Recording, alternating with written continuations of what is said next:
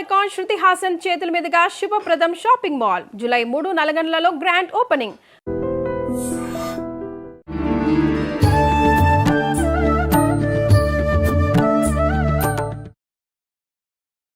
ఒత్తిళ్ళని తట్టుకోలేక అసలు నాకు ఈ లైఫే వద్దు అని చెప్పి అసలు దైవ మార్గాన్ని వదిలిపెట్టి అన్ని రకాలుగా ఎటైనా వెళ్ళిపోతా అనే ఒక ఆలోచనలోకి వెళ్ళిపోతుంటారు. అటువంటి వాళ్ళకి ఏం చెప్తారు మీరు? ఈ ప్రపంచంలో మనమే ఒత్తిడి తీసుకుంటున్నామండి. ఆరోగ్యంగా కుటుంబంతో సమాజం కోసం ధర్మం కోసం ఉండే ఒక జీవితం, అది మన లక్ష్యం అనుకోండి. మనం ఆవిడ వెల్కమ్ టు ఐ డ్రీమ్ ధర్మ మార్గం కార్యక్రమానికి స్వాగతం. నేను మీ విజిత. ప్రస్తుతం మనతో పాటు ఉన్నారు ఇస్కాన్ టెంపుల్ నుంచి ప్రణవానంద ప్రభుజీ. వారు ఎన్నో సందర్భాల్లో ఎన్నెన్నో మాటల ద్వారా మనందరికీ కూడా ప్రవచనాల రూపంలో అయితే ఏంటి, మాటల రూపంలో అయితే ఏంటి, చాలా మంచి విషయాలు తెలియజేస్తూ ఉంటారు. ఇప్పుడు ప్రస్తుతం నాతో పాటు ఉన్నారు ప్రభుజీ. వారితో మాట్లాడి మరిన్ని విషయాలు తెలుసుకునే ప్రయత్నం చేద్దాం. నమస్కారం ప్రభుజీ. నమస్కారం అండి. హరే కృష్ణ. హరే కృష్ణ ప్రభుజీ. ప్రభుజీ, చాలామంది జీవితంలో నిత్యం ఎన్నో ఇబ్బందులు వస్తుంటాయి, ఒత్తిళ్ళు వస్తుంటాయి. ఈ ఒత్తిళ్ళని తట్టుకోలేక అసలు నాకు ఈ లైఫే వద్దు అని చెప్పి అసలు దైవ మార్గాన్ని వదిలిపెట్టి అన్ని రకాలుగా ఎటైనా వెళ్ళిపోతా అనే ఒక ఆలోచనలోకి వెళ్ళిపోతుంటారు. అటువంటి వాళ్ళకి ఏం చెప్తారు మీరు? ఈ ప్రపంచంలో మనమే ఒత్తిడి తీసుకుంటున్నామండి.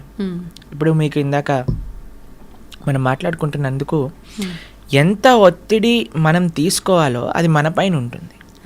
సంబడి ఈజ్ ఫోర్సింగ్ కూడా అనుకోండి. ఎవరైనా మనల్ని ఇంత ఒత్తిడి నువ్వు తీసుకోవాలి అని అంటే అప్పుడు మనం ఒక చాయిస్ చేసుకోవాలి. మీకు ఒక విషయం చెప్తాను. ఒక వీడియోలో మేము మాట్లాడాం, రాత్రి త్వరగా పడుకొని త్వరగా లేవటం వల్ల మీ ఆరోగ్యం బాగుంటుంది అని. అప్పుడు కొంతమంది అన్నారు, మరి నైట్ డ్యూటీ సంగతి ఏంటి అని. ఇప్పుడు చూడండి, మనకి ఆరోగ్యం కావాలా, మనకి ఏం కావాలి అని మనం ఫస్ట్ డిసైడ్ చేసుకోవాలి జీవితంలో. అరే, నాకు ఒక సుఖవంతమైన జీవితం కావాలి. సుఖవంతం అంటే హద్దులు ఆర్భాటాలు ఉండాల్సిన అవసరం లేదండి. మన కుటుంబంతో స్పెండ్ చేయడానికి మనకు సమయం ఉందా, మన ఆరోగ్యాన్ని మనం జాగ్రత్తగా చూసుకుంటున్నామా, ధర్మాన్ని చేయగలుగుతున్నామా, భక్తిని చేయగలుగుతున్నామా, ఒక సింపుల్ లైఫ్, ఏదైతే బ్యాలెన్స్డ్ లైఫ్, ఆరోగ్యంగా కుటుంబంతో సమాజం కోసం ధర్మం కోసం ఉండే ఒక జీవితం, అది మన లక్ష్యం అనుకోండి. మనం దానికి తగ్గట్టుగా ప్రయత్నం చేస్తాం. అవును. మనం ఏం చేస్తున్నాము అని అంటే ఒత్తిడి పెంచేసుకుంటున్నాం మన పైన. ఇప్పుడు ఇందాక మనం ఒక ఎగ్జాంపుల్ చెప్పాం, మన గ్రైండర్ తిరగటం. అప్పుడు ఏం చేసిందంటే, ఒకసారి మేము అలా చేస్తుంటే మా అమ్మగారు చెప్పారు, దాన్ని ఫస్ట్ పక్కన పెట్టు, కొద్దిసేపు వాడకు, చల్లారని, దాని తర్వాత మళ్ళీ గ్రైండ్ చేయి, అప్పుడు వస్తుంది. అప్పుడు ఫ్యాన్ వేసి చల్లార్చడానికి పెట్టేస్తాం, అదొకసారి చల్లార్చాక మళ్ళీ గ్రైండ్ చేసేస్తాం. అంతే కదండి. అవును ప్రభుజీ. మనం ఎప్పుడైతే ఆ ఒత్తిడి అనేది మనం ఫీల్ అవుతామో, we should take a break. Permanent break కాదండి. చాలా మంది అనుకుంటారు అయిపోయింది ఇంకా నా జీవితం వేస్ట్ అని. కాదు, ఒక టెంపరీ బ్రేక్ తీసుకో. ఒక దగ్గరికి వెళ్ళు, ఒక ఆశ్రమానికి వెళ్ళు, ఒక క్వైట్ ప్రదేశానికి వెళ్ళు, ఫోన్ కట్ చేసేయి, నీతో నువ్వు గడుపు, ఒక మెడిటేషన్ చెయ్యి, నామజపం చెయ్యి, ఒక ఆశ్రమానికి వెళ్ళి సేవ చెయ్యి. ఎప్పుడైతే నువ్వు ప్రపంచంలో ఉండే కష్టాలు ఎప్పుడైతే చూస్తావో, మా ఆశ్రమానికి వస్తే ప్రతిరోజు అక్కడ అన్నదానం జరుగుతుంది. అక్కడ ఎంత పూర్ పీపుల్ అంటే, వాళ్ళు కేవలం నెల రోజులలో అన్నము ఒక పప్పు చేసుకుంటే వాళ్ళకి చాలా పెద్ద విషయం అన్నమాట. అలాంటి పేదరిక ఉన్న ప్రదేశానికి వెళ్ళి నువ్వు ఎప్పుడైతే వాళ్ళకి ప్రసాదం పెడతావో, వాళ్ళు ఎంత ఆనందంగా ఆ కూర చూసి, ఆ చపాతీని చూసి, ఆ స్వీట్ చూసి వాళ్ళకి ఎంత ఆనందం వేస్తారే, ఈరోజు ఇన్ని రకాలు వచ్చాయా అని చూసినప్పుడు మనకు అనిపిస్తారే, నాకు తినడానికి ఎన్ని రకాలు తిన్నుంది, ఎంత ఆనందంగా నేను ఉన్నాను అని. వేరే వాళ్ళ దుఃఖాలు మనం చూసినప్పుడు మన దుఃఖాలు దాంట్లో చిన్నగా అయిపోతాయండి. నిజమే ప్రభుజీ. మనము ప్రతిదానికి జీవితాన్ని వదిలేయాలి అనే ఒక చాలా తప్పు ధోరణిలో ప్రపంచం వెళ్తుందండి. మాకు చాలా ఇన్స్పిరేషనల్గా మదర్ ఆఫ్ ది ఆర్ఫన్స్ అని ఒక లేడీ గురించి మహారాష్ట్రలో చెప్తారు. మీకు ఈ కథ చెప్పానా ఎప్పుడైనా? ఆవిడ్ని వాళ్ళ ఊర్లో ఉండే వాళ్ళందరూ కూడా అస్ట్రసైజ్ చేసి ఆమె పైన కొన్ని అభాండాలు వేస్తారనమాట. ఆవిడ కడుపుతో ఉంది, 9 నెలల ప్రెగ్నెంట్. అయితే వాళ్ళ హస్బెండ్కి ఈవిడ పైన చెప్పుడు తప్పుడు మాటలన్నీ చెప్పేసరికి వాళ్ళ అత్తగారు వాళ్ళందరూ కలిసి ఈమెను చంపేయాలి అని ప్రయత్నం చేసి చాలా కొట్టేసి కడుపు పైన తన్నేసి ఒక గోశాలలో పడేస్తారు. ఏమని అని అంటే, మొత్తం ఆవులన్నీ ఈవిని తొక్కేసి చంపేసాయి అనేటట్టుగా క్రియేట్ చేయటం కోసం. అయితే ఆవిడ అలా పడిపోయి ఏడుస్తూ ఉండి రక్తస్రావం అయిపోతూ ఉంటే రాత్రంతా ఒక గోవు ఆవిడ పైన నించొని ఆవిడని కాపాడింది, వేరే ఆవులు వచ్చి ఏమి ఇబ్బంది పెట్టకుండా. ప్రొద్దున లేచి ఆవిడ స్పృహకు వచ్చి చూసేసరికి మొత్తం ఒళ్ళంతా రక్తంతో నిండిపోయింది. ఆవిడ డెలివరీ అయిపోయింది అనమాట. ఒక పక్క నుండి ఒక చిన్న రాయి తీసుకొని ఆ బొడ్డు ఉంటుంది కదా, దాన్ని రాయితో గీసి కట్ చేసేసింది ప్రయత్నం చేసి. ఆ చిన్న పిల్లవాడిని తీసుకుంది. ఎక్కడ ఉండడానికి జనాలు, ఎందుకంటే ఎవరైనా చూస్తే చంపేస్తారు ఈవిడిని. ఎందుకంటే అక్కడ ఉండే పెద్ద రౌడీలు వాళ్ళందరూ ఈవిడితో గొడవ పెట్టుకున్నారనమాట. అయితే ఇంటికా వెళ్ళలేదు, అత్తగారు మామగారు ఇంకా హస్బెండ్ అలా చేశారు. ఇటు బయట సమాజంలోకా వెళ్ళలేము, శ్మశానంలో ఉండటం ప్రారంభం చేశారు ఆ చిన్న బాబుతో. ఆవిడ ఏమనుకున్నదంటే తినడానికి తిండి లేదు, ఏం చెయ్యాలి అని అంటే పిండాలు పెడతారు చూడండి, వాటిలో నీళ్లు కలిపి కాలుతున్న చితల పైన చపాతీలు చేసుకొని తినింది బ్రతకడానికి. ఆవిడ అనుకున్నది, అరే నా జీవితం ఎందుకు, ఇంత కష్టాలు ఇంత అన్యాయం నా జీవితంలో నేను ఫేస్ చేశాను, నా శరీరాన్ని ఎలాగైనా సరే ఆత్మహత్య ద్వారా త్యజిస్తాను, ఎందుకంటే నాకు ఇంకా బ్రతికి నేను ఎవరి కోసం బ్రతకాలి అని ఒక చెట్టు దగ్గర ఊరేసుకోవాలి అని వెళ్ళిందనమాట. అయితే చెట్టు దగ్గర కూర్చున్నప్పుడు ఆవిడ బయట అంతా ఎండగా ఉంది, కానీ ఆవిడ కూర్చున్న ప్రదేశం మాత్రం చాలా చల్లగా ఉన్నదనమాట. ఎందుకు అని ఇలా పైకి చూసేసరికి చెట్టుపై నుంచి ఒక చెట్టు కొమ్మ వేలాడుతూ ఉన్నది. వేలాడుతూ ఉన్న చెట్టు కొమ్మ ఈవిడికి నీడని ఇంకా గాలినిస్తుంది అనమాట. చెట్టు నుంచి విరిగిపోయి పడిపోయింది ఆల్మోస్ట్, కానీ ఇలా ఇలా వేలాడుతూ ఉన్నదనమాట. ఈవిడ అనుకున్నది, అరే ఒక విరిగిపోయిన చెట్టు కొమ్మ, దేనికి పనికి రాదు అనుకునే చెట్టు కొమ్మ నాకు ఆనందాన్ని ఇచ్చింది కదా, నేను కూడా జీవితంలో విరిగిపోయాను, నన్ను కూడా ఒక సమాజం నుంచి దూరం అయిపోయాను, కానీ నేను సంకల్పం చేస్తే, నేను ప్రయత్నిస్తే నేనెందుకు 10 మందికి మంచి చేయలేను అని ఆవిడ ఈ చిన్ని పిల్లవాడితో ఉండటమే కాకుండా అక్కడ ఉండే అనాథ పిల్లలందరినీ చేరదీసి ఇప్పటికీ 100 మందిని చేరదీసి వాళ్ళందరినీ ప్రయోజకులుగా చేసి సమాజానికి అందించింది. మదర్ ఆఫ్ ది ఆర్ఫెన్స్ అని ఆవిడ పేరు అనమాట. చూడండి, ఆమె ఇబ్బందుల నుంచి బయటికి వచ్చి తను బతకడమే కాకుండా నలుగురికి చేరువుగా. ఎందుకు అండి, ఎప్పుడైతే వేరే వాళ్ళ యొక్క కష్టాన్ని చూసిందో. అవును, మీకు విషయం ఆశ్చర్యకరమైన విషయం చెప్పనా. ఒకసారి ఆవిడ రోడ్డు పైన వెళ్తూ ఉంటే ఏ హస్బెండ్ ఏ భర్త అయితే ఈవిడ్ని ఆ చావు పరిస్థితిలోకి తీసుకొచ్చారో ఆయన కనిపిస్తాడు రోడ్డు పైన పడిపోయి. ఆవిడ ఆయన్ని చేరదీస్తుంది, ఆ ఆర్ఫనేజ్లోనే జాయిన్ చేసుకుంటాడు. కానీ ఆయనకు ఒక విషయం చెప్తుంది, నిన్ను క్షమించాను, నువ్వు అల్లరి పిల్లవాడి, ఇప్పుడు నేను నీ తల్లి నీ భార్య అని కాదు, నువ్వు కూడా మా పిల్లలాంటి, కానీ నువ్వు అల్లరి పిల్లవాడివి, నువ్వు అల్లరి చేసావు, కానీ ఈరోజు నేను క్షమిస్తున్నా, నువ్వు ఆ స్థితిలో ఉన్నందుకు నేను కాపాడటం నా లక్ష్యం అని ఆయనను కూడా ఆవిడ ఆశ్రమంలో పెట్టుకొని పెంచింది. ఎలా వస్తుంది ప్రభుజీ అంత గొప్ప మనసు? ఆ గొప్ప మనసు రావాలి అని అంటే మనం ఈ ప్రపంచంలో అండి మనకే కష్టాలు ఉన్నాయి, నేనే కష్టాలు అనుభవిస్తున్నా అనే మిస్కన్సెప్షన్ నుంచి బయటికి రావాలి. ఓకే, ఈ ప్రపంచంలో ఎవ్వరు ఎలాంటి వారైనా సరే అండి, సేవ ఇచ్చే ఆనందం ఇంకా మాటల్లో మనం చెప్పలేమండి. ఒకసారి ఎవరికైతే ఆ సేవ రుచి తెలుస్తుందో వాళ్ళు చాలా ఒక అద్భుతమైన మానసిక ప్రవృత్తి అనేది వాళ్ళకి కలుగుతుందండి. కాబట్టి ఎప్పటివరకైతే నేను సుఖంగా ఉన్నానా, నాకు ఇది కావాలి, నేను ఇది లేకపోతే బాగుండలేను, నాకు అదే కావాలి, అదే బ్రాండ్ కావాలి, ఇది చూస్తేనే నాకు ఆనందం, నాకు ఇది ఇప్పుడే కావాలి అనే ఒక మైకంలో ఉండిపోతామండి. మనము సమాజానికి ఏం చేయలేము, మనకి మనం మంచి చేసుకోలేము. ఆవిడికి ఆనందం ఎందుకు వచ్చిందో తెలుసా అండి, ఒకళ్ళకి సేవ చేయటంలో వచ్చింది.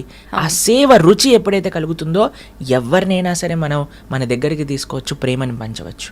అంత ఉదాత్త భావన మన లోపల కలుగుతుంది. కాబట్టి suicide is not the way అండి. ధర్మాన్ని వదిలేయటం కాదండి మార్గం, ధర్మాన్ని ఆచరించటం వల్ల శక్తి లభిస్తుంది.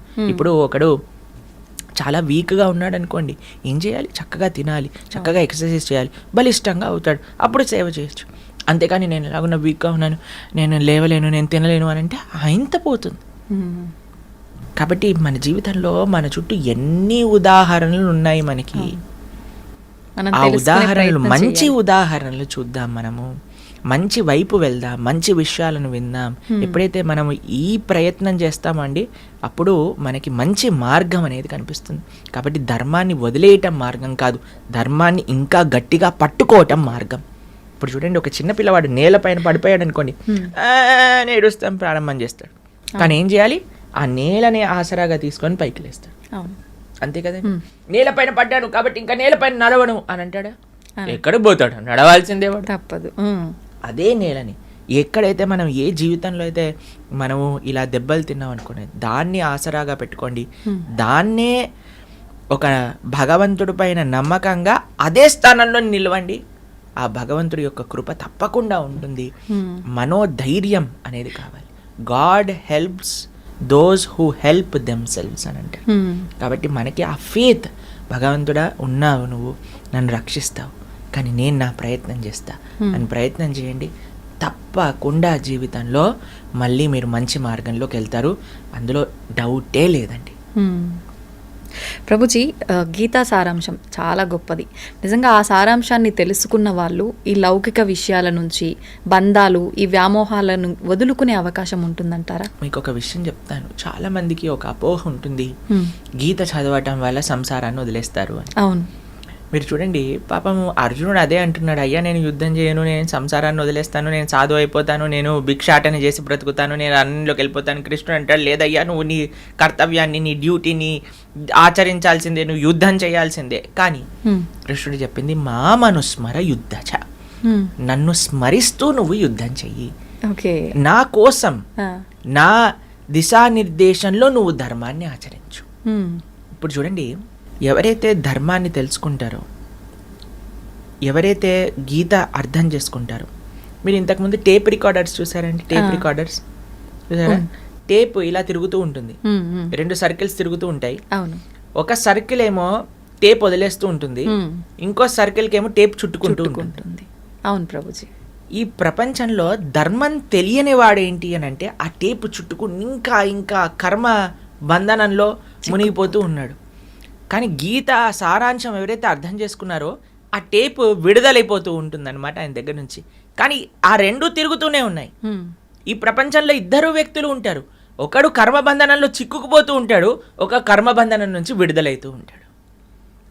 అసలు చెయ్యాల్సిందేంటి, ఎందుకు చెయ్యాలి, ఎలా చెయ్యాలి అని తెలుస్తుంది గీత అర్థం చేసుకునేవాడు. చేసే పనిని మాడడండి, చేసే కర్తవ్యాన్ని విడిచిపెట్టడండి.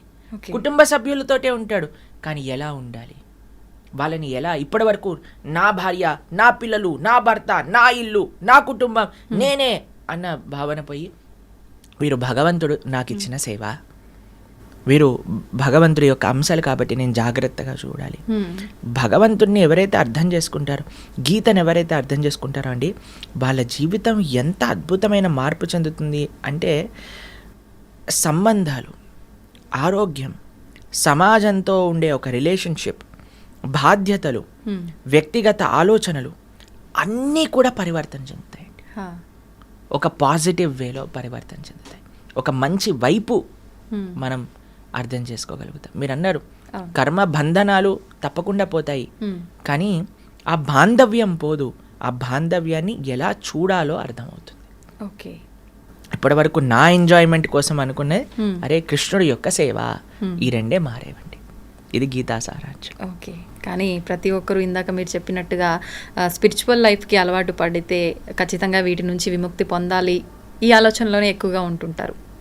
తప్పేమీ లేదు, అన్ని బాధ్యతలు నిర్వర్తిస్తూనే మనం భగవంతుడి మనసులో ఉండే భావన, మనసులో ఇన్నటి వరకు ఇది నాది అని అనుకున్నాం, కానీ ఈరోజు ఇది కృష్ణుడిది, నేను సేవకుణ్ణి అనే భావన రావాలి. ఓకే ప్రభుజీ, ఇప్పుడు గీతా సారాంశం గురించి తెలుసుకోవాలన్నా, పారాయణం చేయాలన్నా కూడా వద్దు ఈ సందర్భంలో అనే సమయాలు కానీ పరిస్థితులు కానీ ఏమైనా ఉన్నాయా? ఒక మంచి ఆఫర్ వచ్చారనుకోండి, మీకు ఈరోజు ఈ 1,00,000 రూపాయల చీర పైన 99% ఆఫర్ అంటే, ఇది ఆషాఢం కాదు కదా, వద్దులే నేను కొనుక్కోను అంటారా మీరు?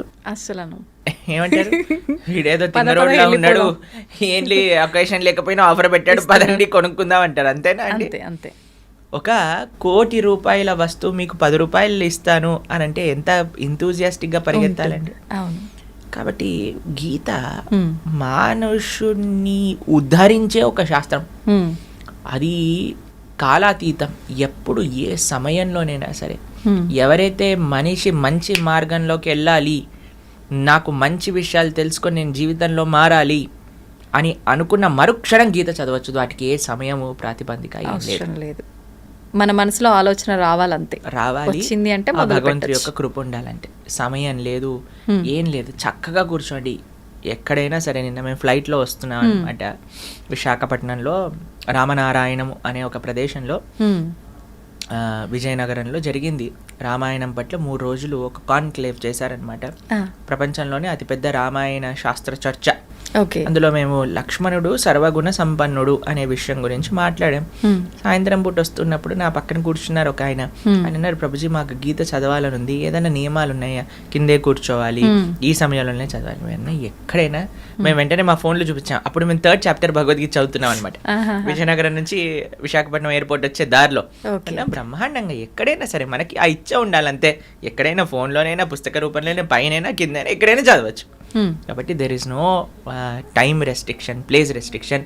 చక్కగా ఆ భగవంతుడు ఏం చెప్తున్నారు అనే ఒక ఆతురత మనకు కావాలి. ప్రభుజీ, ఆడవారికి వీలు పడని ఆ 4 రోజుల సందర్భంలో కూడా చదివితే తప్పేమీ లేదా? చదువుకోవచ్చు, ఏం పర్వాలేదు. ఓకే, నిజంగా చాలా మందిలో ఈ డౌట్ ఎక్కువగా ఉంటుంది. ప్రభుజీ, శ్రీకృష్ణుడు అనగానే ఆయన లీలలతో పాటు ఆయన ధరించిన నెమలి పింఛము, ఆయన చేతిలో ఉన్న పిల్లన గ్రోవి, ఫ్లూట్, ఇవి ప్రతి ఒక్కరూ గుర్తు చేసుకుంటారు. ఏంటి ఇవి ధరించడం వెనకాల ఆంతర్యం ఏమైనా ఉందంటారా? చూడండి, ఒక్కొక్క భగవానుడి యొక్క చేతిలో ఒక్కొక్క ఆయుధాలు చూస్తూ ఉంటాము. త్రిశూలం ఉంటుంది, లేదా సుదర్శనం ఉంటుంది, కానీ శ్రీకృష్ణుడు బాణం ఉంటుంది, అన్నీ ఉంటాయి. కానీ భగవంతుడు మాత్రం ఫ్లూట్ పట్టుకున్నాడు అనమాట. వీటితో ఏం పని లేదు. ఆయన జస్ట్ హీఈస్ అ చార్మర్ అనమాట. సర్వాకర్షతీతి కృష్ణ అని అంటారు. అందరినీ ఆకర్షించే స్వభావం కలిగిన వాడు శ్రీకృష్ణ భగవానుడు. వర్గాపీఠం నటవరవపు కర్ణయోర్కర్ణికారం బిభ్రద్భాసత్ కనక కపిశం వైజయంతీం చమాలాం రంధ్రాన్ వేణురదరసుదయా పూరయన్ గోపవృందే బృందారణ్యం స్వపదరమణం ప్రావిశద్గీత కీర్తి. ఆయన ఎప్పుడు ఫ్లూట్ వాయిస్తూ ఉంటారు. కృష్ణుడు బృందావనంలో ఫ్లూట్ వాయిస్తుంటే యమునా నది, పారే యమునా నది రాయిలా అయిపోయేది అనమాట. రాళ్ళేమో అవి జలపాతాలుగా పారటం స్టార్ట్ చేసేవి. అంటే ఆయన ఫ్లూట్ యొక్క మాధుర్యత ఎంతది అని అంటే, ఆయన నించుండే ఆ రాయి కరిగిపోయి ఆయన పాద చిహ్నములు పడిపోయాయి అనమాట ఆ రాయిపై. ఎప్పుడైతే శ్రీకృష్ణ భగవానుడు గోవర్ధనుడిని ఎత్తారో, తన యొక్క ఎడమ చేతి చిటికని వేలిపైన తన స్నేహితులందరూ ఒకటే కంగారులో వస్తారు. కృష్ణ ఫ్లూట్ వాయించ, కృష్ణ ఫ్లూట్ వాయించ, కృష్ణ ఎందుకు వాయించద్దు అంటున్నారు అని అంటే, అరే మనం ఫారెస్ట్లో ఆడుకోవడానికి వెళ్ళినప్పుడు నువ్వు ఫ్లూట్ వాయించేటప్పుడు ఆ రాళ్ళన్నీ కరిగిపోయేవి. ఇప్పుడు ఇంత పెద్ద గోవర్ధనం కరిగిపోయింది అనుకోండి, మనందరం ఇక్కడే ఉండిపోతాము, మనందరి పైన ఒక సమాధి వచ్చేస్తుంది, నువ్వు ఫ్లూట్ వాయించటమా పువ్వు అని అంటారు అనమాట. అంత మధురం అండి. కృష్ణుడు ఎందుకు వేణుగానం చేస్తారు అంటే, రాయిని కూడా కరిగించటము అని అంటే, మన యొక్క హృదయం కూడా రాయి లాంటిదండి, ఒక బండ అని అంటారు చూడండి. మన హృదయం కూడా చాలా కఠినం అయిపోయింది. మీరు చూడండి, రాయి లోపలికి నీళ్ళు ఇంకమండి, కానీ ఒక స్పాంజ్ ఉందనుకోండి, స్పాంజ్ నీళ్ళలో పెట్టంగానే మొత్తం పీల్ చేసుకుంటాం. ఎవరి అయితే హృదయం కఠినంగా ఉంటుందో వారికి భక్తి రసం అనేది కలగదండి. ఆ భగవంతుడి పట్ల, అంటే భక్తులు మాట్లాడే మాటల పట్ల, అరే వీళ్ళేంటి ఇంత మైకంలో ఉన్నారు, వీళ్ళేంటి ఆ కృష్ణుడి గురించి ఇలా అంటున్నారు, అలా అంటున్నారు, కృష్ణుడు భక్తి అది ఇది అంటున్నారు, ఆ ఆస్వాదన రాదు. ఎందుకంటే భక్తి అనేది రసము వంటిది. ఆ రసము పీల్చుకోవాలి అని అంటే మన హృదయం కఠినంగా ఉండకూడదు, మన హృదయం ఒక స్పాంజ్లా ఉండాలి. మరి కఠినమైన హృదయం నుంచి స్పాంజ్ అవ్వాలి అని అంటే ఏం చేయాలి? వేణుగానం, కృష్ణుడి యొక్క వేణుగానం అని అంటే భగవంతుడి యొక్క మాటలు, భగవంతుడి యొక్క వాక్కులు ఒక సుందరమైన శబ్ద రూపంలో వచ్చాయి. అవే శాస్త్రములు, అదే గీత, అదే భాగవతం, అదే రామాయణం. దాన్ని ఎప్పుడైతే మనం వింటామో కఠినమైన హృదయం కూడా స్పాంజ్లా మారిపోతుంది.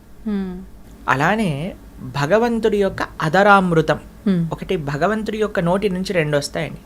ఒకటి మాటలు, 2 ఆయన ఉచ్చిష్టం అంటే ప్రసాద్.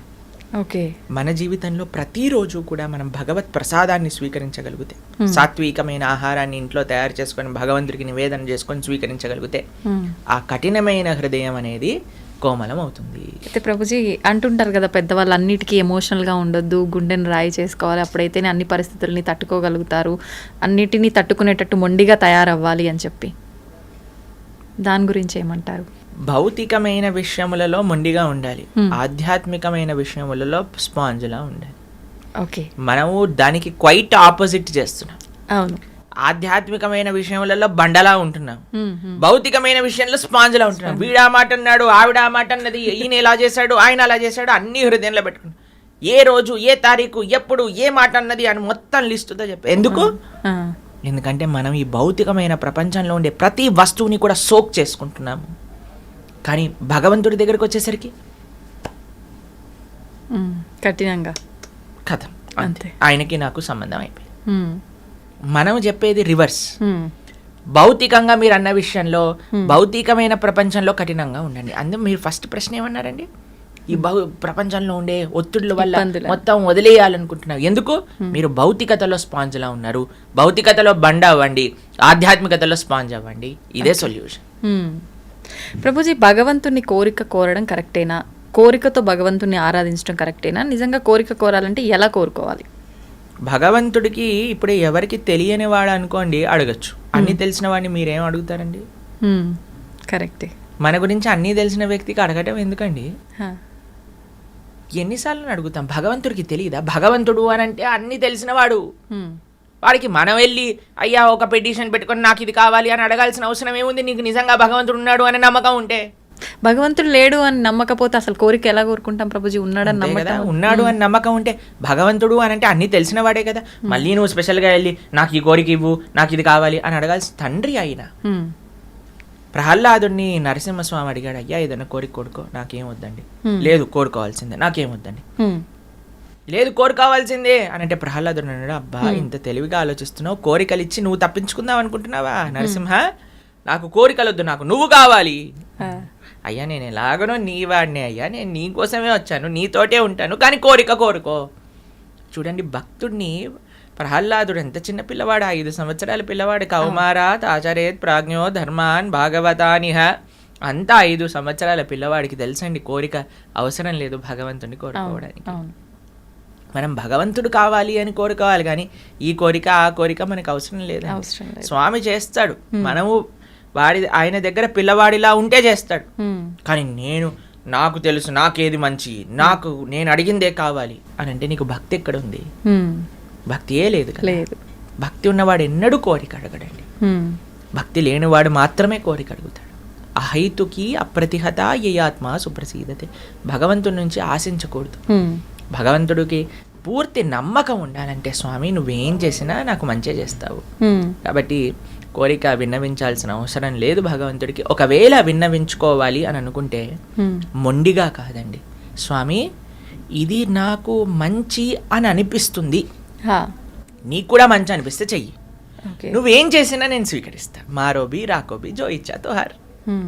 ఒకవేళ మీరు కోరుకోవాల్సిందే అని అనుకుంటే don't be adamant about it. కోరుకోండి భగవంతుడా, నాకు ఇది మంచి అనిపిస్తుంది, నీకు కూడా మంచి అనిపిస్తే చెయ్యి తండ్రి.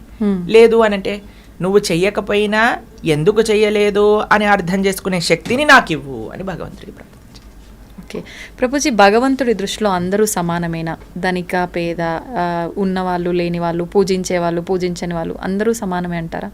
వ్యాధశ్చాచరణం ధ్రువశ్చ వయః విద్యా గజేంద్రస్య క కుబ్జాయాం కుమునామరూపమధికం కిం తత్ సుధామోధనం వంశక్కో విదురస్య యాదవపతేరుగ్రస్య కిం పౌరుషం భక్త్యా తుష్టతి నహి గుణైర్భక్తి ప్రియో మాధవః. శాస్త్రం చెప్తుందండి, వ్యాధశ్చాచరణం ధ్రువశ్చ వయః. ధ్రువుడు చిన్ని పిల్లవాడండి, 5 సంవత్సరాల పిల్లవాడు. అటువంటి పిల్లవాడు తపస్సు చేసిన భగవంతుడు వచ్చాడు. చూడండి, అనంతకోటి బ్రహ్మాండ నాయకుడు ఒక పిల్లవాడి కోసం ఎందుకు రావాలండి? అయినా సరే ధ్రువుడు కోసం వచ్చాడు స్వామి. ధ్రువశ్చ వయః విద్యా గజేంద్రస్య క. గజేంద్రుడికి ఏమైనా విద్య ఉందా అండి? ఒక ఏనుగు. అయినా సరే గజేంద్రుడు ప్రార్థన చేశాడని వచ్చాడు భగవంతుడు. విద్యా గజేంద్రస్య క కుబ్జాయాం కిమునామరూపమధికం. కుబ్జ అనే ఒక స్త్రీ, అష్టవంకర్లు కలిగిన కూని అంటారు.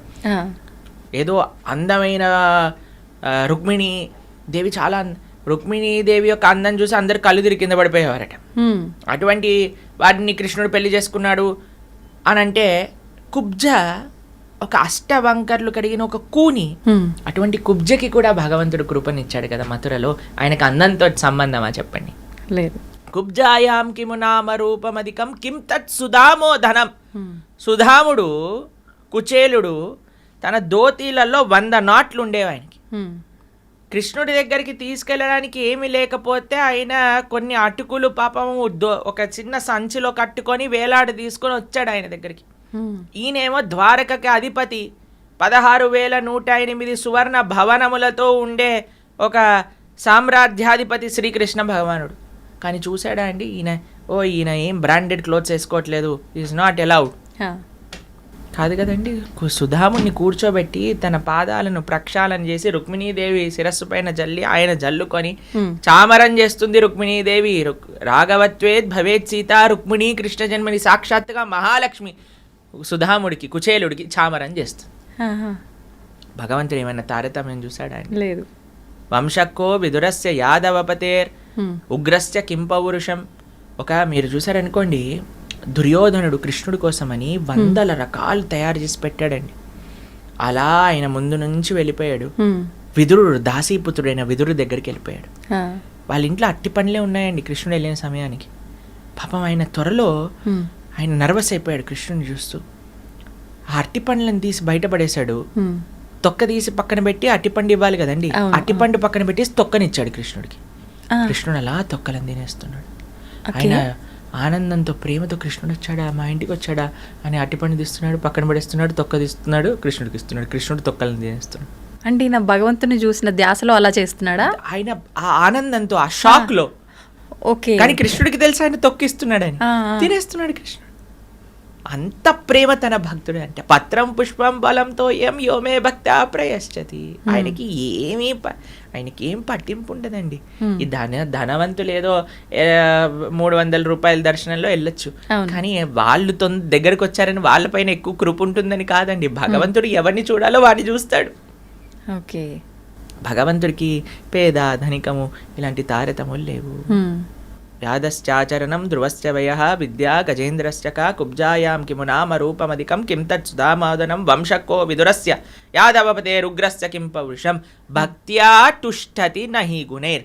కృష్ణుడికి భక్తి తప్ప ఇంకా ఏ గుణము ఆయన చూడడు. ఆయన పట్ల ప్రేమ ఉంటే చాలు, ఆయన స్వీకరిస్తాడు. భక్త్యా తుష్టతి నహి గుణైర్. నువ్వు పేదనా, నీకు డబ్బులున్నాయా, నువ్వు చదువుకున్నవాడివా లేవా, నువ్వు ఏ వర్ణం చెందినవాడివి, ఆ ప్రస్తావనే భగవంతుడికి అవసరం లేదు. ఎవడు ధార్మికంగా ఉంటాడో, ఎవడు భగవంతుడి పట్ల నిష్ట కలిగి ఉంటాడో వాడిని భక్త్యా తుష్టతి నహి గుణైర్. భక్తి ప్రియో మాధవ. భగవంతుడు కావాల్సింది భక్తి ప్రేమ అంతే, ఇంకా ఏది కాదు. ఓకే. అంటే భగవంతుడు భక్తి ఉన్న వాళ్ళని ఖచ్చితంగా చేరదీస్తాడు, భక్తి లేని వాళ్ళని ఆయనపై భక్తి కలిగించే విధంగా చేసే ప్రయత్నం. ఈ ప్రయత్నం ఏంటండి స్వామి చేసిన ప్రయత్నం? ఇంతమంది సాధువులకి ఇన్ని విషయాలు, ఇన్ని ఇంటర్వ్యూలు, ఇన్ని ప్రోగ్రాంలు, ఇన్ని శ్లోకాలు, ఇన్ని ప్రవచనాలు, ఇన్ని గుళ్ళు, ఇన్ని గోపురాలు, ఇన్ని ఉత్సవాలు, ఇన్ని పండగలు, ఇన్ని పుష్కరాలు, ఇవన్నీ ఎందుకు భగవంతుడు చేశాడు అని అంటే అసలు ఆయన అవతార ప్రయోజనమే కదండి. అయ్యో పాపం వీళ్ళు గుర్తుపెట్టుకోవట్లేదయ్యా నన్ను, అందుకే ఒక్కొక్క అవతారాన్ని తీసుకొని స్వామి అయ్యా ఇలారా, ఇలా చెయ్యి, ఇలా చెయ్యి, ఇక్కడ వస్తే నీకు అలా ఉంటుంది అని పాపం అన్నిసార్లు చేస్తున్నారు. ఎందుకు ప్రయత్నం చేయట్లేదు అనుకుంటారండి భగవంతుడు?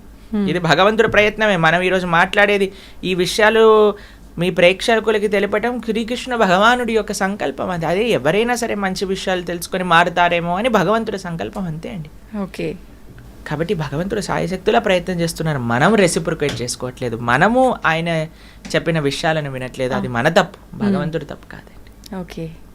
అంటే భగవంతుడు ప్రతి ఒక్కరికి ఒక అవకాశం ఇస్తాడు అని చెప్పి మారడానికి ఇన్ని రకాలుగా చూస్తున్నాడు. అవకాశం కాదండి, 100 అవకాశాలు ఇచ్చారు. God gives gives gives and forgives, we get get get and forget అని అంటే భగవంతుడు ఇస్తూనే ఉన్నాడు, ఇస్తూనే ఉన్నాడు, ఇస్తూనే ఉన్నాడు, ఇస్తూనే ఉన్నాడు, ఇచ్చి ఇచ్చి ఇచ్చి క్షమిస్తున్నాడు.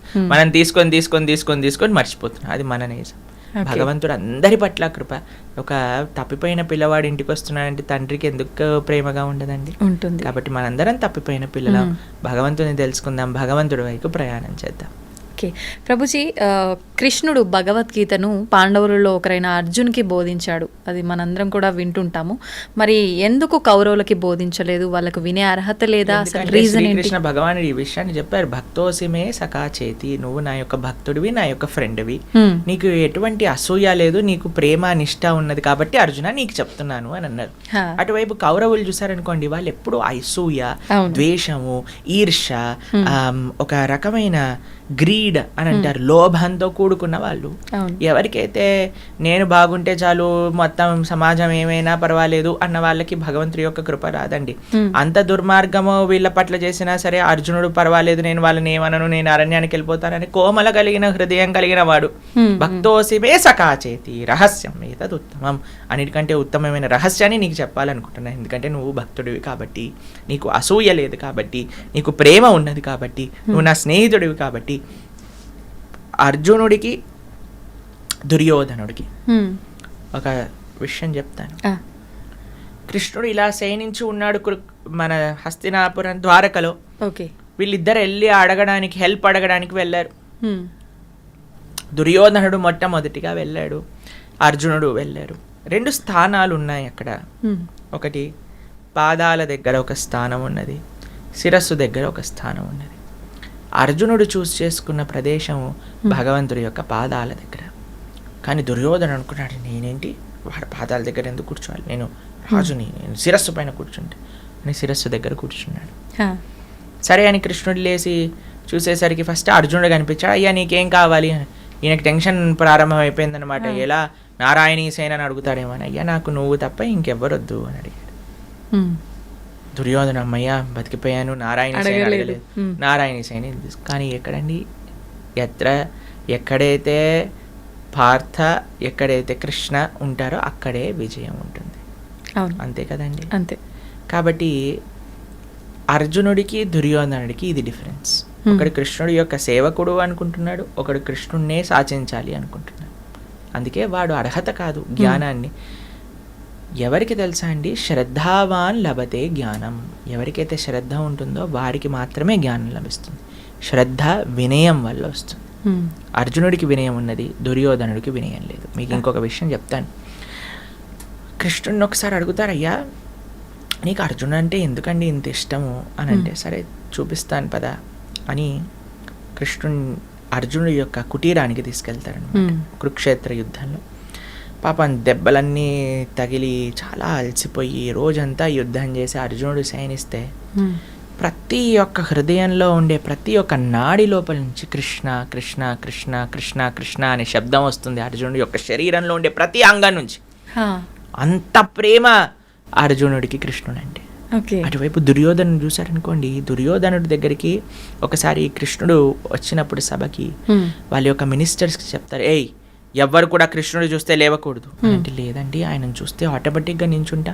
సరే ఎవరు కృష్ణుడిని చూడకండి, నన్ను చూడండి, నేను కూర్చుంటాను, కృష్ణుని చూడాల్సిన అవసరం లేదు, నేనేం చేస్తానో అది చెయ్యండి, నేను కూర్చుంటాను కదా మీరు అందరూ కూర్చోండి.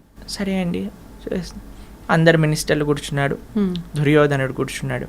శ్రీకృష్ణ భగవానుడు ఎప్పుడైతే ఆ సభలోకి వచ్చారు, ఫస్ట్ నించుంది దుర్యోధనుడు. దుర్యోధనుడు చూసిన మంత్రులు అందరు నించున్నారనమాట. అంటే అంత అసూయ ద్వేషము దుర్యోధనుడికి ఉండింది కృష్ణుడి పట్ల. ఆ కృష్ణుడు వచ్చి ఆ సింహాసనం పైన కూర్చున్నప్పుడు ఆయనని సంహరించాలి అనే ఒక కుట్ర కూడా పన్నినారనమాట. అప్పుడు కృష్ణుడు విశ్వరూపాన్ని దర్శింపజేశారు. కాబట్టి ఎవరికైతే శ్రద్ధ లేదో, ఎవరికైతే అసూయ ఉంటుందో భగవంతుడి పట్ల, ఎవరికైతే నమ్మకం ఉండదో, ఎవరికైతే విశ్వాసము లేదా ఒక రకమైన ఏంటి నాకంటే గొప్ప జ్ఞానం ఇంకెవరికి తెలియదు అనే ఒక అహంకారం ఉంటుందో వారికి ఎప్పుడూ భగవంతుడి గురించి అర్థము కాదు. ఓకే. ఎవరికైతే వినయం ఉంటుందో, ఎవరికైతే శ్రద్ధ ఉంటుందో, ఎవరికైతే ప్రేమ ఉంటుందో భగవంతుడు అంటే వారికి తప్పకుండా అదే అర్జునుడు స్వీకరించగలిగాడు, దుర్యోధనాదులు స్వీకరించలేకపోయారు. ఓకే ప్రభుజీ, భగవంతుడిపై ఉండే భక్తి ఒక భగవంతుడి రూపంలోనే మనం చూపించాలా, లేదంటే కొంతమంది మా ఇంట్లో పర్సన్ అన్నట్టుగా ఫీల్ అయ్యి ఆయనకు సేవ చేసుకుంటూ ఉంటారు? అఖిల రస అమృత మూర్తి అని అంటారు కృష్ణుడు. ముఖ్యంగా 5 రసములు భగవంతుడితో, అంటే 5 రకములైన సంబంధములు మనం భగవంతుడితో పొందొచ్చండి. చాలా ఉన్నాయనుకోండి, 5 ముఖ్యమైనది. ఒకటి శాంత భావము అని అంటే, సరే భగవంతుడు ఉన్నాడు, నమస్కారం. దాని తర్వాత దాస్య భావన, అంటే భగవంతుడు స్వామి, నేను స్వామి యొక్క సేవకుని, దాస్య భావన అంటారు. హనుమకి రామచంద్రుడి పట్ల ఉన్నట్టుగా దాస్య భావన, ఎప్పుడూ కైమోర్చి భగవంతుడిని సేవిస్తూ ఉంటారండి. దాని తర్వాత ఒక రకమైన సంబంధం ఏంటంటే సఖా భావన అంటారు. భగవంతుడిని ఫ్రెండ్గా, భక్తోసమే సఖా చేతి, సఖా అంటే ఫ్రెండ్, అర్జునుడికి కృష్ణుడికి ఒక ఫ్రెండ్షిప్ ఉండింది అనమాట. అది ఒక రకమైన సంబంధం. తర్వాత ఇంకొక భావన ఏమిటి అని అంటే వాత్సల్య భావన అని అంటారు. భగవంతుడిని పిల్లవాడిలా, మనం తల్లిదండ్రులుగా భగవంతుడిని పిల్లవాడిగా సేవించుకోవటం. అరే లడ్డు గోపాల్ ప్రొద్దున్నే లేపటం, స్నానాలు చేయించడం, నైవేద్యాలు పెట్టడం, స్వెటర్లు వేయటం, పడుకోబెట్టడం, మచ్చర్దాని అంటే చక్కగా మనం దోమతెర వేయటం, ఫ్యాన్ పెట్టడం, ఏసీ పెట్టడం, అది చిన్న పిల్లవాడిని జాగ్రత్తగా చూసుకోవాలి అని ఒక భావన. ఇంకొకటి మాధుర్య భావన అంటారు. భగవంతుణ్ణి ఒక భర్తగా, ఒక ఒక ఏమంటాం, ఒక ప్రియుడుగా స్వీకరించడం మాధుర్య భావన. అలా గోపికలందరూ కూడా ఆ విధంగా భగవంతుని ఆరాధన చేశారు. యశోదాదులందరూ కూడా కృష్ణుని చిన్న పిల్లవాడిగా తాము చూసుకునే వాళ్ళగా ఆరాధన చేశారు. కృష్ణుడి యొక్క ఫ్రెండ్స్ అందరూ సఖా భావనతో ఆరాధన చేశారు. హనుమ లాంటి భక్తులందరూ కూడా దాస్య భావనతో ఆరాధన చేశారు. కాబట్టి ఏ రకం ఎవరు ఏమనుకున్నా సరే ఆయన స్వీకరిస్తారండి. ఆయనకి ఆ శక్తి ఉన్నది కృష్ణుడి దగ్గర. కాబట్టి మనము ఆ రకమైన ఒక కోరిక, ఒక ప్రేమ భగవంతుడి పట్ల పెంచుకోవాలంతే. నిజంగా చెప్పాలంటే భగవంతుడికి భగవంతుడుగా చూడటం కంటే ఇలాంటి ప్రేమ సంబంధములతో చూడటమే ఇష్టం. ఇంకా ఆయనకు దగ్గర అయ్యే అవకాశం ఎక్కువగా ఉంటుంది, ఇంకా దగ్గర అయ్యే అవకాశం. కానీ ఆ స్థితిలోకి వెళ్ళే ముందు మనం భగవంతుడి యొక్క తత్వం ఏంటో తెలుసుకోవాలి. మన సాధన బాగుండాలి. కొంతమంది ఇప్పుడు ఏదో ఆర్టిఫిషియల్గా ఇది నేను కృష్ణుడి యొక్క భార్యని, లేదా నేను కృష్ణుడికి తల్లిని అని ఏ సాధన లేకుండా, ఏ రకమైన గురూపదేశం లేకుండా, ఏ రకమైన సాంప్రదాయ జ్ఞానం లేకుండా కూడా చాలా మంది ఇలా చేస్తున్నారు. అలా ఉండకూడదు. మన సాధన, మన సాంప్రదాయము, మన ఆచరణ, మన ఉపదేశము, గురువు, సాధు, శాస్త్ర వీళ్ళందరినీ మనం అధ్యయనం చేసినప్పుడు మనకి ఎన్నడో ఒక రోజు భగవత్ అనుగ్రహం కలిగినప్పుడు ఆ రకమైన సంబంధం భగవంతుడితో ఏర్పడుతుంది. ఓకే ప్రభుజీ, మన ఇంద్రియాలు మన అదుపులో ఉండాలి అని చెప్పి అంటుంటారు. భగవద్గీత ద్వారా మనం ఎన్నో మంచి విషయాలు తెలుసుకున్నాం. అయితే ముఖ్యంగా భగవద్గీతలో ఇంద్రియాలపై వైరాగ్యాన్ని అలవర్చుకోవాలనే ఒక అంశం కూడా ఉందని చెప్పి అంటుంటారు. అది నిజమేనా? ఏ రకంగా ఉంది భగవద్గీత? అంతే కదండి. విచ్చలవిడిగా ఇంద్రియాలను వదిలేసాం అనుకోండి, అవి ఏం చేస్తాయంటే మనల్ని లాగుతూ, ఒక గుర్రము, అదుపు తప్పిన గుర్రం ఏం చేస్తుందండి, ఈడ్చుకోపోతుంది. అంతే కదండి. ఇప్పుడు మీరు చూస్తుంటారు కేరళలో ఏనుగులతో ఉత్సవాలు జరుగుతూ ఉంటాయి. కానీ కొన్ని పిచ్చెక్కిన ఏనుగులు ఉంటాయి, కొన్ని మతం ఎక్కిన అంటారు చూడండి. అప్పుడు అవి ఏం చేస్తాయంటే ఈడిచేస్తాయి, జనాల్ని చిన్న భిన్నం చేసేస్తాయి. అలానే మన ఇంద్రియాలకు ఎప్పుడైతే విచ్చలవిడితనం ఇస్తామో, ఎప్పుడైతే ఆ పగ్గాలు ఉంటాయి కదా, అవి ఎప్పుడైతే వదిలేస్తారో అది పారిపోతూ ఉంటుంది, మనల్ని ఈడ్చేస్తూ ఉంటుంది. అందుకే మనకి ఇంద్రియ నిగ్రహము అనేది అవసరం. ఆ పగ్గాలు మన చేతుల్లో ఉండాలి, ఆ కంట్రోల్ అని అంటారు. ఇది ఎట్లా వస్తుంది అంటే అభ్యాసేనతు కౌంతేయ వైరాగ్యేన చ దృశ్యతే, ప్రాక్టీస్ అండ్ డిటాచ్మెంట్. ఈ రెండింటి ద్వారా ఎప్పుడైతే మనం చేస్తాం, కృష్ణుడు ఇంకొక ఉదాహరణ ఇస్తారు. ఎలా అయితే తాబేలు ఎప్పుడైతే ఆపద చూస్తుందో వెంటనే లోపలికి వెళ్ళిపోతుంది, ఒక షెల్ ఉంటుంది, అప్పుడు దాన్ని ఏం చేయలేరు తాబేల్ని, అవునా కాదు? అలా మనం ఎప్పుడైతే ఇంద్రియ భోగములు ఉంటాయో అప్పుడు మనం నిగ్రహించుకోవాలి అని చెప్తారు కృష్ణుడు. ప్లస్ ఇంకొక విషయం ఏంటంటే ఇంద్రియ నిగ్రహం అనేది అంత ఈజీ విషయం కాదండి. మెల్లమెల్లగా అలవాటు చేసుకుంటూ ఉండాలి. అందులో మొట్టమొదటి స్టెప్ ఏంటంటే పోస్ట్ పోనింగ్ అని అంటారు. మనసు ఇప్పుడు నీకు అడిగిందని, మనల్ని ఇప్పుడు చెప్పిందని, ఇప్పుడు మాకు గొంతు సహకరించట్లేదు మాట్లాడడానికి, కానీ మేము ప్రయత్నం చేస్తున్నాం మాట్లాడడానికి. కానీ మా మనసు అనుకోండి, ఐస్ క్రీమ్ తిని ఇప్పుడు చాలా బాగుంది, ఐస్ క్రీమ్ కావాలి. నాకు తెలుసు, అరే నా గొంతు బాగాలేదు, కానీ మనసు అంటుంది పర్వాలేదులే, ట్యాబ్లెట్లు వేసుకుంటున్నావు కదా, ఐస్ క్రీమ్ తిను. సరేలే ఎలానో ట్యాబ్లెట్ వేసుకుంటున్నాను కదా, డాక్టర్ చెప్పారు కదా 5 రూపాయలు పోతుంది, సరే ఐస్ క్రీమ్ కొనుక్కొని తినేసాను అనుకోండి, అప్పుడు ఏమవుతుంది, ఇంకెక్కువ ఇబ్బంది. మనసు ఏం చేస్తుంది తెలుసా అండి, మనసు అమ్మయ్యా వీడు నా మాట విన్నాడు అంటే, నేను చెప్పింది వీడికి తప్పని తెలిసినా చేస్తున్నాడు అంటే వీడు నా మంచి శిష్యుడుగా తయారయ్యాడు, కాబట్టి ఇప్పుడు వీడితో ఆడుకుంటా అని ఒకదాని తర్వాత ఆర్డర్ చేయటం ప్రారంభం చేస్తుంది. మనసు చేస్తుంది కదా, ఈ ఇంద్రియం, కళ్ళంటే ఇది చూపించు, చేతులంటే అది చేయించు, పాదాలంటే అటెళ్ళు అని మొత్తం మనల్ని 4 వైపులకి కూడా ఈడ్చేస్తూ ఉంటాయి. మీకు విషయం చెప్తాను, చేపకి సముద్రంలో చాలా తిండి ఉంటుందండి. చాలా ఉంటుంది. సముద్రంలో లేనిది ఏముందండి. కానీ ఆ జాలరి ఒక నెట్ లోపల వేసే ఒక చిన్న క్రిమి కోసం నోటిని కంట్రోల్ చేసుకోక వస్తుంది, అవును, పట్టుబడుతుంది, శరీరాన్ని విడిచేస్తుంది. కరెక్ట్. ఒక మిడుగుడు పురుగు అంటే లైట్ పురుగు అంటారు చూడండి, అవి దీపం కాంతి ప్రకాశం, అరే ఎంత బాగుంది ఎంత బాగుంది ఎంత బాగుంది ప్రకాశం అని ఆ ప్రకాశం దగ్గరికి రావడానికి ప్రయత్నం చేస్తాయి. 2 రెక్కలు కాలిపోతాయి, కింద పడిపోతుంది, శరీరాన్ని విడిచిపెట్టేస్తుంది. ఒక ఏనుగు, ఒక వేటగాడు ఒక ఆడ ఏనుగు ఒక రూపంలో గడ్డితో తయారు చేసి కిందంతా కూడా తవ్వేసి ఈ ఏనుగుని పైన పెడతాడు. ఆడ ఏనుగు దగ్గరికి వెళ్ళాలి అనే త్వరలో ఈ మొగ ఏనుగు ఆ గుంతలో పడిపోతుంది. దంతములు పెకలించి శరీరాన్ని ఆ ఏనుగుని సంహరించి తోలుని తీసుకొని వెళ్ళిపోతాడు వేటగాడు. ఒక స్పర్శ అనే ఇంద్రియాన్ని నిగ్రహించుకోలేక ఏనుగు తన జీవితాన్ని పాడు చేసేసుకుంది. ఒక జింక, వేటగాడు చాలా స్వీట్గా మొరలి వాయించేసరికి పరిగెత్తుతూ ఎక్కడి నుంచి ఈ స్వీట్ సౌండ్ వస్తుంది అని ఎక్కడైతే వేటగాడు ఉన్నాడో వాడి దగ్గరికి వెళ్ళి కూర్చొని పట్టేసుకొని తీసేసుకుంటాడు. కస్తూరి మృగము అని ఉంటుంది.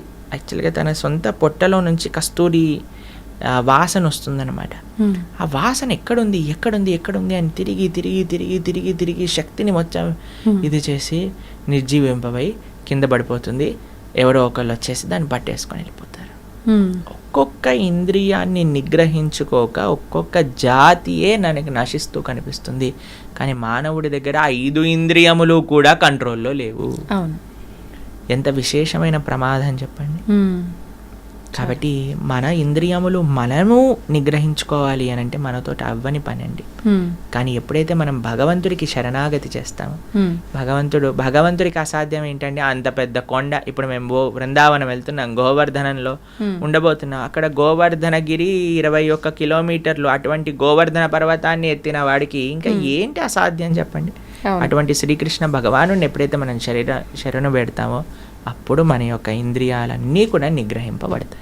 ఓకే ప్రభుజీ, మనం వింటూ ఉంటాం ప్రతిరోజు కూడా దిష్టి తగిలిందని చెప్పి, నరదిష్టి చాలా ఇబ్బంది పెడుతుంది అని చెప్పి, అది ఉంటుంది అని జనాలు నమ్ముతుంటారు. దీన్ని తొలగిస్తామని చెప్పి చాలామంది రకరకాల ప్రయత్నాలు చేస్తుంటారు. అది ఒక వ్యాపారంగా తయారయ్యింది. నిజంగా ఇవన్నీ ఉన్నాయా? వీటిలో భగవద్గీతలో ఏం చెప్పారు? ఫస్ట్ భగవద్గీతలో ఏం చెప్పలేదు, కానీ ఒక బేసిక్ కామన్ సెన్స్ మీరు చూసారనుకోండి, అసలు దిష్టి తెచ్చుకోవటం ఎందుకు? ఫస్ట్ దిష్టికి అన్నిటికంటే మూలం ఏంటి అని అంటే మనకి ఉన్నదానికంటే ఎక్కువగా చూపించుకోవటం, లేదా ఉన్నది మొత్తం మనము. ఇప్పుడు చూడండి, డెఫినెట్లీ వీ హ్యావ్ టు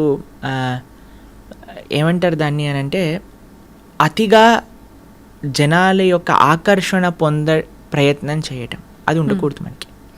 ఎప్పుడైతే మన జీవితంలో ఉండే విషయాలన్నింటినీ కూడా మనం పెట్టేస్తామో బయట, ఎప్పుడైతే మనము సమాజంలో ఉన్నప్పుడు ఒక రకమైన పరిణితి, హద్దు లేకుండా మనం మితిమీరిపోయి బిహేవ్ చేస్తామో, ఎక్కువగా చూపించుకోవాలి అనే ఒక ప్రయత్నం మనకు ఉన్నదనుకోండి, అప్పుడు ఏమవుతుంది అని అంటే వేరే వాళ్ళ యొక్క అన్నెసెసరీ అట్రాక్షన్. అన్ని కళ్ళు మంచివి కాదు కదండి. కాబట్టి మనకి చెడు వాళ్ళు ఎప్పుడైనా మనకి చెడు ఆశించి మన వైపు ఆ విధంగా చూసారనుకోండి, దాన్ని దృష్టి అని అంటారు. కాబట్టి అది నుంచి బయటకి రావాలి అని అంటే మనకి మెయిన్ థింగ్ ఏంటంటే మనం ఎంత సింపుల్గా ఉండాలి. ఒకటి ఏంటి అని అంటే అన్నెసెసరీ అట్రాక్షన్ గెయిన్ చేసుకోవడానికి ప్రయత్నం చేయకూడదు. తర్వాత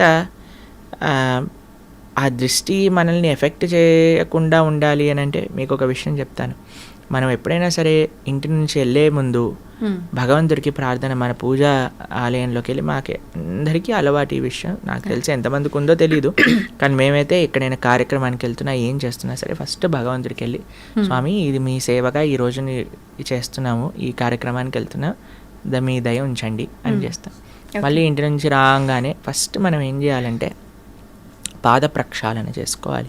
బయట నుంచి రాగానే పాద ప్రక్షాళన చేసి కాళ్ళు చేతులు ముఖం అంతా శుభ్రంగా చేసుకొని చక్కగా మనం ఆలయాన్ని, మన పూజా మందిరానికి వెళ్ళి భగవంతుడికి వేడుకోవాలి, తండ్రి ఇది ఈ కార్యక్రమం దీనికోసం ఇలా చేసాము, క్షేమంగా తెచ్చుకున్నందుకు థ్యాంక్ యూ. చిన్న చిన్న చిట్కాలు ఉంటాయి. ఉప్పుతో దిష్టి తీస్తూ ఉంటారు. మా అమ్మగారు మమ్మల్ని ఎప్పుడైనా కలిసామనుకోండి, అప్పుడు కొబ్బరికాయతో దిష్టి తీస్తారు, లేదా ఉప్పుతో దిష్టి తీస్తారు. అలా చిన్న చిన్ని కార్యక్రమం, దానికి ఎవరినో ఎంప్లాయ్ చేసి మన దిష్టిని తొలగించడానికి పెద్ద పెద్ద కార్యక్రమాలు చేసి అవన్నీ ఏం అవసరం లేదండి. ఫస్ట్ మనం కొద్దిగా కంట్రోల్డ్గా ఉండాలి. పబ్లిక్లో ఏదో మనం ఇది అది అని చేయడానికి ప్రయత్నం చేయకూడదు. రెండో విషయం ఏంటంటే చిన్న చిన్న చిట్కాలు, ఉప్పుతో మనం దిష్టి తీసేయచ్చు, కొబ్బరికాయతో దిష్టి తీయచ్చు, అలా నిమ్మకాయ కొన్ని యూజ్ చేస్తారు కదా, మీ అందరికీ తెలిసే ఉంటుంది. కాబట్టి ఆ విధంగా మనం దిష్టి తీసుకునే ప్రయత్నం చేయాలి డెఫినెట్లీ. ఎందుకంటే అన్నీ కూడా పాజిటివ్ ఐస్ అనేవి ఉండవు, నెగిటివ్ ఐస్ కూడా ఉంటాయి, కాబట్టి జాగ్రత్తగా ఉండాలి. ఓకే. అయితే ప్రభుజీ, భగవంతుడి విషయానికి వస్తే హంగులు ఆర్భాటాలు చేసేది ఇదంతా సరైనదేనా? భగవంతుడి విషయంలో నిజంగా అలా చెయ్యాలి అని అంటే బాగా డబ్బున్న వాళ్ళు మాత్రమే ఎక్కువ ఖర్చు పెట్టి ఇలాంటివన్నీ చేయడానికి వీలు? ఎవరికి ఎంత ఉంటే అంత చెయ్యాలి. అలా అని అందరూ అంతా చెయ్యాలి అని కాదండి. ఎవరికి ఎంతలో చేయగలుగుతారు భగవంతుడి యొక్క సేవ, అలా చేయడానికి మనం ప్రయత్నం చేయాలండి. స్వామి యొక్క సేవ, స్వామికి ఏమి నువ్వు 1,00,000 రూపాయలు ఖర్చు పెట్టకపోతే నా పూజ అవ్వదు అని ఆయన ఏం పెట్టుకోలేదండి. స్వామికి అలాంటి రూల్స్ ఏం లేవు. ఉన్నవాడికి ఉన్నంత. ఆయన ఎక్కడికైనా సరే, ఎంత స్వరూపంలోనైనా సరే ఆయన ఒదిగి ఉండగలిగిన ప్రేమ కలిగిన వాడు భగవంతుడు. మనకి ఎన్నో ఉదాహరణలు మన శాస్త్రంలో చూస్తాం. వెంకటేశ్వర స్వామి అంత అనంత కోటి బ్రహ్మాండ నాయకుడు, అంత ఐశ్వర్యం ఉన్న వ్యక్తి కూడా మట్టి కుండలో ప్రసాదం పెరగన్నం తింటాడు. తన యొక్క భక్తుడు, పేద భక్తుడికి ఆయన ఇచ్చిన గౌరవం అటువంటిది. కాబట్టి స్వామికి ఏమీ హద్దులు ఆర్భాటాలతో సంబంధం లేదండి. కానీ మిగతావన్నీ హద్దులు ఆర్భాటాలు చేసి భగవంతుడికి ఒకటే హద్దులు ఆర్భాటాలు చేయకపోవటం తప్పు. అర్థమైందా మీకు? కాబట్టి భగవంతుడి దగ్గరికి వచ్చేసరికి ఎందుకు అవసరం అని మిగతావన్నీ ఎక్స్ట్రావగెంట్గా చేశారనుకోండి, అది తప్పు అవుతుంది. కానీ మనకి ఉన్నంత ప్రేమతో భగవంతుడికి పత్రం పుష్పం ఫయంతోయం యోమే భక్తా ప్రయశ్చతి, ప్రేమతో ఎంత చేసినా ఆయన స్వీకరిస్తాడు. ఓకే ప్రభుజీ, చాలామంది చూస్తుంటాం ఒక కోరిక కోరుకోవడము, కొద్ది రోజులు ఒక దేవుణ్ణి పూజించటము, తర్వాత వాళ్ళు అనుకున్నది నెరవేరకపోతే ఆటోమేటిక్గా వేరే దేవుడి సైడ్ మారిపోవడము, ఎవరైనా అంటే సోషల్ మీడియాలో ఒక దేవుడి గురించి ఎక్కువ ప్రత్యేకంగా చూపించడం వల్ల ఆ దేవుడికి అట్రాక్ట్ అయిపోయి అటు మారిపోవడము, ఇలా రకరకాలుగా చూస్తుంటాం. నిజంగా దేవుళ్ళని మార్చడం అనేది కరెక్టే అంటారా? మనకి ఇవన్నీ ఎందుకు వస్తుంది అని అంటే, నా కోరిక తీరాలి అనే ఒక భావన ఉంది కాబట్టి. ఆ కోరిక నుంచి ఫస్ట్ ఆ మెంటాలిటీ నుంచి బయటికి రావాలి. భగవంతుడికి ఇప్పుడు చూడండి, ఒక దగ్గర ఒక చిన్ని పిల్ల చాలా అల్లరి చేస్తుంది అనమాట. వాళ్ళమ్మ పాట్ అని ఒక చెంపమైన స్లాప్ చేసిందనమాట. ఆ చిన్ని పిల్ల అని ఏడుస్తూ మళ్ళీ వాళ్ళ అమ్మని పట్టుకుంది. ఏం చేయాలి? వాళ్ళ అమ్మని వదిలేసి వెళ్ళిపోవాలి. కానీ ఆ పిల్ల అలా కాదు, అని ఏడుస్తూ వాళ్ళ అమ్మని పట్టుకుంది. అప్పుడు అయ్యో అని వాళ్ళ అమ్మ ఇదే చేసి మళ్ళీ కలిసిపోయి వెళ్ళిపోయారు అనమాట. ఆశ్రమంలో మేము చూసాం ఈ సిచ్యువేషన్. కాబట్టి భగవంతుడు ఏం చేసినా సరే ఆయననే మనం ఆశ్రయించాలి. అందుకే కదా నాకు ఈ కోరిక తీరితేనే ఈ నిన్నట్టు లేకపోతే లేనట్టు అని మతాలు కూడా మార్చేస్తున్నారు కదా జనాలు. ఎంత అన్యాయం చూడండి, మతాన్ని మార్చేసుకుంటున్నారు. దేనికోసం? అసలు ఈ హిందువులు వాళ్ళ శాస్త్రాలు వాళ్ళకి తెలియదు, అర్థం చేసుకోవడానికి ప్రయత్నం చేయట్లేదు. ఎవడో ఒకడు వచ్చి ఇది కరెక్ట్, ఇది లేకపోతే నువ్వు ఇది అది అని పిచ్చి మాటలు మాట్లాడి మా దగ్గరకు వచ్చేసే కష్టాలన్నీ పోతాయి. ఈ కష్టాలు పోవు. ఈ ప్రపంచంలో ఉన్నంత వరకు కష్టాలు అనుభవించవలసినదే. కాబట్టి నీ ధర్మం నీకున్నప్పుడు దాన్ని ఆచరించు, అంతేకాని ఎదుటివాడి దగ్గరికి. అందుకే నేను చెప్తున్నాను, ఫస్ట్ ఆధ్యాత్మికవేత్తలు ఆపాల్సిన విషయం ఏదన్నా ఉంటే భగవంతుణ్ణి కోరికలు తీర్చే ఒక ATM మషిన్గా ప్రజెంట్ చేయటం ఆపేయాలి. కోరికలు అడగడానికి భగవంతుడు కాదు, భగవంతుడి కోరికలు తీర్చడానికి, భగవంతుడి యొక్క సేవ చేయడానికి మనం ఉన్నాము. ఇది నిక్కచ్చైన నిజమే. ప్రభుజీ, భగవంతుడిని కోరుకుంటారు, మొక్కులు మొక్కుతారు, ఆ మొక్కులు నెరవేరుస్తుంటారు. ఇదంతా నిజంగా భక్తి అనుకోవాలా, ఒక వ్యాపారం అనుకోవాలా? వ్యాపారమే కదండి. మీరు కొనుక్కున్నారు, EMIలు కడుతున్నారు అని అంటే అది వ్యాపారమే కదా. అవును. భక్తి అంటే భక్తిలో కోరిక ఉండదు, భక్తిలో సేవ ఉంటుంది. Love means sacrifice, love means service. ప్రేమ అంటే త్యాగము, ప్రేమ అంటే సేవ. భగవంతుడి పట్ల భక్తి అంటే ఏంటో తెలుసా అండి? భక్తి అంటే ప్రేమ. ప్రేమ ఉన్న దగ్గర, ఇప్పుడు మిమ్మల్ని ఒకళ్ళు ప్రేమిస్తున్నారు అని, ఒకళ్ళు, మీకు మెటీరియల్ ఎగ్జాంపుల్ చెప్తాను. ఒక అబ్బాయి ఒక అమ్మాయిని ప్రేమిస్తున్నాడంటే ఏమి ఇవ్వాలి, ఏ గిఫ్ట్ ఇవ్వాలి, ఈ రోజు ఏం చేయాలి, ఆ రోజు ఏం చేయాలి అని ప్రయత్నిస్తూ ఉంటాడు. అంతే కదండి, ఎలాగైనా సరే ఇంప్రెస్ చేయాలి ప్రయత్నిస్తూ ఉంటాడు. భగవంతుడి పట్ల ప్రేమ అంటే నాకు ఇది కావాలి, నాకు అది కావాలి. అలాంటి వాళ్ళని ఏమంటారు తెలుసా అండి, నాకు ఒకళ్ళు ఎక్స్ప్లెయిన్ చేస్తున్నారు, అటువంటి వాళ్ళు ఉంటే దాన్ని టాక్సిక్ పర్సనాలిటీ అంటారట.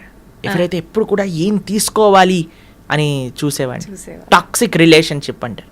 మనతో భగవంతుడికి టాక్సిక్ రిలేషన్షిప్ కాదండి, మనకి భగవంతుడి పట్ల భక్తి అనే మాట మీరు వాడుతున్నారు అని అంటే స్వామికి ఏ సేవ చేయగలుగుతాను, స్వామికి ఏ విధంగా ఆరాధన, స్వామి యొక్క మాటలు విని నేను ఎలా మారగలుగుతాను, స్వామి యొక్క సేవగా 10 మందికి ఎలా నేను మంచి మార్గాన్ని తెలుపగలను, ఎలా సమాజానికి, దేశానికి, ధర్మానికి సేవ చేయగలను అని ఆలోచించడమే భక్తి. అయితే ప్రభుజీ, చాలామంది ఇప్పుడు ప్రస్తుతం ఉన్న సమాజంలో చాలా బిజీగా ఉన్నాం, మేము మా కుటుంబానికి టైం ఇవ్వలేకపోతున్నాము, మేము భగవంతునికి టైం ఎలా ఇవ్వాలి, ఎలా ఆయన మార్గంలో వెళ్ళాలి మేము అనుకునే వాళ్ళకి ఏం చెప్తారు? అలా అనుకుంటుంటారు చాలామంది. ఏం లేదండి, మనం దేనికోసం మనం ప్రియారిటీ ఇస్తే, ఏది మనకి ఇష్టం అనిపిస్తే దానికి మనం సమయం ఇచ్చి తీరుతాం. ఒకసారి మేము ఒక దగ్గర కూర్చున్నాం, ప్రసాదం తీసుకుంటున్నాం అనమాట. నా పక్కన ఇంకొక ఆయన ఉన్నారు. ఆయన అన్నారు, నా కడుపు నిండిపోయింది, నాకేం వద్దు అన్నారు. సరే అని వెళ్ళిపోయారు. వడ్డించే వాళ్ళందరూ అడుగుతున్నారు అనమాట, అయ్యా ఇది తీసుకోండి, వడ తీసుకోండి, గారె తీసుకోండి, పులిహోర పెట్టుకోండి, దద్దోజనం పెట్టుకోండి అని అంటే, నా కడుపు చాలా నిండిపోయింది, అయ్యా పోండి పోండి, నన్ను అడగండి అని అంటున్నాను. కొంతసేపు అయిపోయాక ఒక ఆయన గులాబ్ జాములు పట్టుకొని వచ్చాడు అనమాట. ఆయన కూడా పాపం ఈయన వద్దు వద్దు అన్నాడు కదా, నా దగ్గరికి వచ్చేసాడు. ఎందుకు వెళ్ళిపోయావు, నాకు ఇవ్వు గులాబ్ జామున్. అదేంటండి మీ కడుపు నిండిపోయింది, పొట్ట పగిలిపోతుంది అన్నారు. అంటే స్వీట్కి జాగుందిలేండి అని అన్నారు. ఎందుకంటే అరే ఏమైందిరా ఇప్పటి వరకు పొట్టలో జాగలేదు అంటే, స్వీట్ అంటే ప్రభుజీ నాకు చాలా ఇష్టం ప్రభుజీ. ఇష్టం ఉన్నప్పుడు అంత పొట్ట పగిలిపోతున్నా జాగ ఏర్పడుతుంది. ఎందుకు? నీకు ఇష్టం ఉంది కాబట్టి. మనము ధర్మం పట్ల ఇష్టం పెంచుకోవాలి, భగవంతుడి సేవ పట్ల ఇష్టం పెంచుకోవాలి. ఎప్పుడైతే మనకి ఇష్టము అని అనిపిస్తుందో, దేన్నైతే మనం ప్రయారిటీ అనుకుంటామండి దానికి సమయం ఏర్పడుతుంది. దేన్నైతే మనం జీవితంలో ముఖ్యము అని అనుకుంటే దానికి సమయం ఏర్పడుతుంది. కాబట్టి భగవంతుడు ముఖ్యము, ధర్మం ముఖ్యము, సేవ ముఖ్యము అని అనుకుంటే ఆ భగవంతుడు ఆ కాలస్వరూపంలో మనకి దానికి సమయం ఇస్తాడు. నాకు ముఖ్యము అని అనుకోలేదు అనుకోండి, అప్పుడు సమయమే మనకు కనిపించదు. అంత సమయం ఉన్నా వాట్సాప్లు చూస్తున్నా, ఇన్స్టాగ్రాములు గంటలు చూస్తున్నా, టీవీలు చూస్తున్నా మనకు అనిపిస్తుంది నాకు భక్తుడికి సంబంధము లేదు, సమయం లేదు అనిపిస్తుంది. కానీ ఎప్పుడైతే నాకు అది ప్రియారిటీ అవుతుందో అప్పుడు ఎంతైనా సరే మనం దర్శించవచ్చు, చూడవచ్చు అన్నమాట. Okay, thank you Prabhuji. నిజంగా చాలా మంచి విషయాలు తెలియజేశారు, అద్భుతమైన సమాచారాన్ని మాకు అందించారు. మళ్ళీ మరొక మంచి ఎపిసోడ్లో తప్పకుండా మీతో మాట్లాడి మంచి విషయాలు తెలుసుకునే ప్రయత్నం అయితే చేస్తాను. ధన్యవాదాలు ప్రభుజీ. హరే కృష్ణ మాతాజీ, హరే కృష్ణ.